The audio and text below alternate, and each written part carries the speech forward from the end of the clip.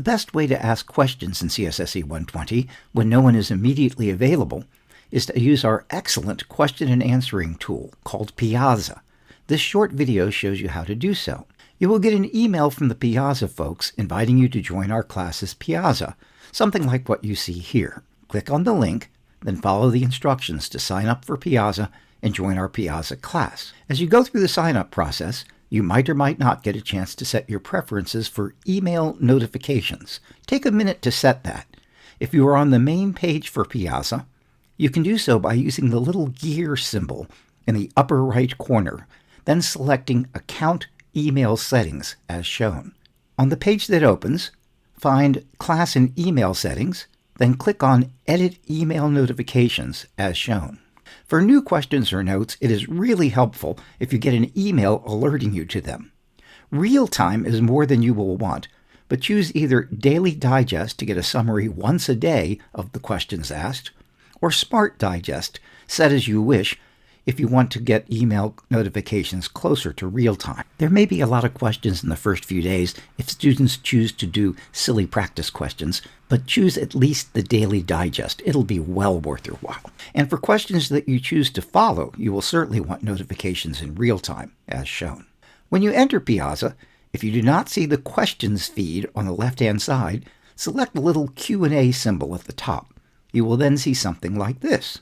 Piazza is easy to use, but I want to take just a couple of minutes to walk you through how to ask a question and how to answer a question. Everything that I am about to show and say is written down in the top 2 posts pinned at the top of your feed. First, to ask a question, I will walk you through this document that shows you how to do so, then I will do a very quick demo. You start by selecting New Post, as shown there.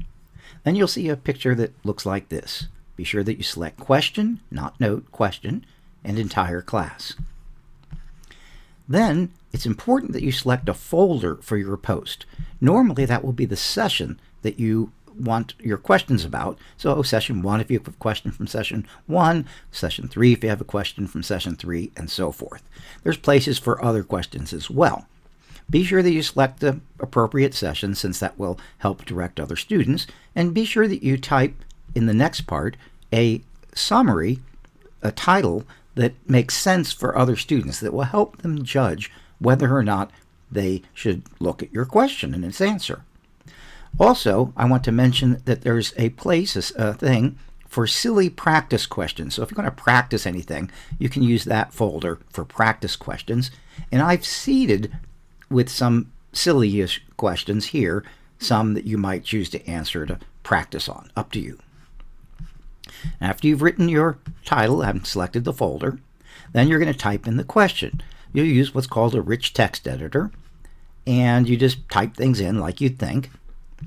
I do want to point out that there's ways to do images, and also you can just cut and copy and paste images, that you can and should preview your post, that there's all sorts of help available to you on this editor, and most importantly, that when you type in code, please be sure to format it using this code block symbol. That makes it look much more readable, like what I've seen, what you see here.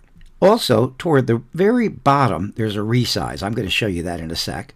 At the very end, after you've previewed it, then post the question.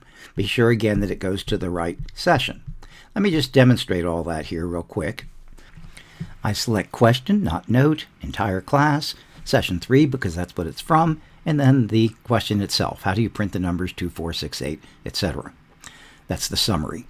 Then in the text editor, I might say that I know that from M9A in the classwork, what we're doing to print 0, 1, 2, 3, 4, and then I put a chunk of code there that shows how to do that. Look how I'm using the code block symbol to make that pretty. So that's important. It makes it much more readable. And then I might say a few more words there. I preview my work, make sure everything's okay, and then I go ahead and post the question. You may not see things quite like my picture here shows, but you'll get the same idea. Post the question. Again, everything that I just said is written down in that first question at the top of your feed, so you can refer back to that if, while you're using Piazza, you have questions about any of this. One lovely feature of Piazza is that once a question is posted, students can collectively answer the question improving upon each other's answer. Once a question is posted, feel free to answer it if you believe that you know the answer. That way, everyone gets answers to their questions very, very quickly via the help of the other students. The instructors and student assistants will also be monitoring Piazza. They may add their own answer, elaborating upon the student answer as needed if there is indeed a student answer. Questions appear in the feed on the left-hand side. You select a question to see the question and its answer, and also if you want to answer the question yourself. You can restrict your feed to show just the questions for a session if you like, and things like that. The feed shows student answers that the instructor thinks are good questions with a little check mark, and also indicates good questions. The little I indicates that there is an instructor's answer. The document, How to Answer a Question, shows you all that, but it is so much like asking a question that I will just show you with a quick demo that answers the same question that I just used to demo asking a question. Notice how I used the code block to format my part of the answer that is code. It makes it so much more readable. Also notice that I previewed my solution before I actually post it. Finally, one cool thing that you'll probably never do, I've augmented my solution so that it can be runnable code. You can actually take the code and in some cases run it. So this is running that loop that is going 5 times, printing 2, 4, 6, 8, 10. And you can even, in the little editor here, change the thing. It doesn't change what's in the question, but you can rerun with a different number, 8 there, getting 2, 4, 6, 8, 16. Just a cool thing. You'll probably never use it, but there it is. Bottom line, Piazza is a great tool for both asking questions and helping your classmates and you learn by answering them. Make sure that you sign up for Piazza and that you have at least the daily digest so that you can see questions that you and others ask and answer.